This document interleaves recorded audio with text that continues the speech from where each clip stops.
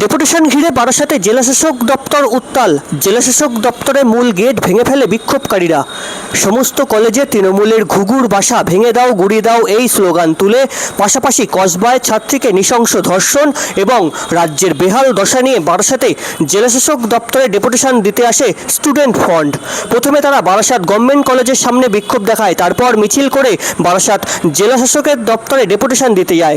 Deputation দিতে গিয়ে দপ্তরে প্রবেশ করার সময় পুলিশের সাথে ধস্তাধস্তিতে জড়িয়ে পড়ে বিক্ষোভকারীরা। জেলাশাসক দপ্তরের মূল গেট ভেঙে ফেলে বিক্ষোভকারীরা। সেই মুহূর্ত থেকে উত্তপ্ত হয়ে ওঠে গোটা এলাকা। এরপরই একাধিক বিক্ষোভকারীদের বারাসাত থানার বিশাল পুলিশ বাহিনী এসে আটক করে নিয়ে যায়। আজ বিকেল 4টে নাগাদ সেই ছবি তুলে ধরলাম আমাদের ক্যামেরায়।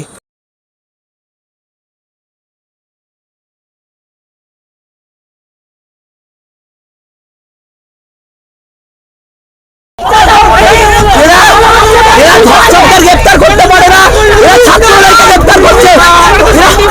আমরা শান্তিপূর্ণ মিছিল করছিলাম, আমরা ক্যাম্পাসে ভোটের দাবিতে মিছিল করছিলাম। গ্রেপ্তার করা হলো, ওরা ভয় পাচ্ছে আমাদের আন্দোলনকে। ওরা টিএমসিপিকে, মমতা ব্যানার্জিকে প্রোটেস্ট।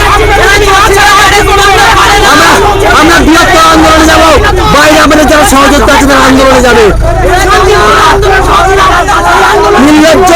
নির্লজ্জ পুলিশ, এরা ধর্ষকদের গ্রেপ্তার করতে পারে না, এরা ক্যাম্পাসের মধ্যে নিরাপত্তা দিতে পারে না, এরা ছাত্রদেরকে শান্তিপূর্ণ মিছিল থেকে অ্যারেস্ট করছে।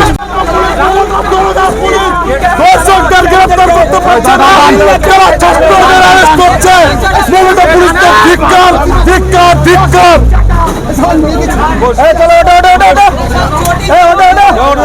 রামপাটে দুজন উঠে পড়ে, রামপাটে দুজন উঠে পড়ে।